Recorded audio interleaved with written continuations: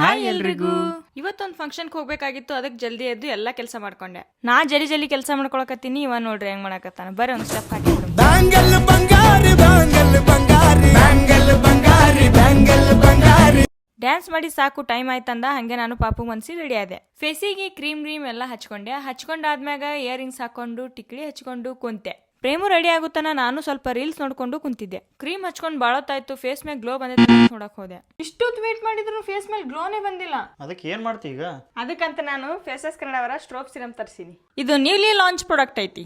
ಈ serum Milky drop ಇರೋದ್ರಿಂದ instant ಆಗಿ ನಮ್ ಸ್ಕಿನ್ ಒಳಗೆ ಹೋಗಿ ನಮ್ ಸ್ಕಿನ್ನಿಗೆ ಡಿವಿ ಮತ್ತು ಗ್ಲೋ ಕೊಡುತ್ತಾ. ನಾವ್ ವೇಟ್ ಮಾಡೋ ಅವಶ್ಯಕತೆನೇ ಇರಲ್ಲ. ಈ ಸಿರಮ್ ಯೂಸ್ ಮಾಡಿ ನನಗೆ ಗ್ಲೋ ಸಿಕ್ತು. ಫೇಸಸ್ ಕನ್ನಡ ಅವರ ಕಾಂಫಿಮೇಟ್ ವಾವ್ ಲಿಪ್ಸ್ಟಿಕ್ ಹಚ್ಕೊಂಡು ರೆಡಿ ಆದೆ. ಬಿಫೋರ್ ನಾನು ಹಿಂಗಿದ್ದೆ, ಆಫ್ಟರ್ ನೋಡ್ರಿ ಹೆಂಗ್ ಕಾಣಕ್ತೀನಿ. ಈ ಸಿರಮ್ ಮತ್ತೆ ಲಿಪ್ಸ್ಟಿಕ್ ಯೂಸ್ ಮಾಡಿ ನನಗೊಂದು ಪರ್ಫೆಕ್ಟ್ ಲುಕ್ ಸಿಕ್ತು.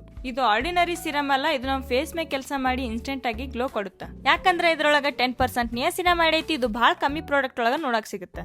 ನಮ್ ಸ್ಕಿನ್ನಿಗೆ ಇದೊಂದು ಬಹಳ ಒಳ್ಳೆ ಇಂಗ್ರೀಡಿಯೆಂಟ್ಸ್. ಸ್ಟ್ರೋಪ್ ಸಿರಮ್ ನಮ್ಗೆ ಇನ್ಸ್ಟೆಂಟ್ ಗ್ಲೋ ಕೊಡುತ್ತಾ.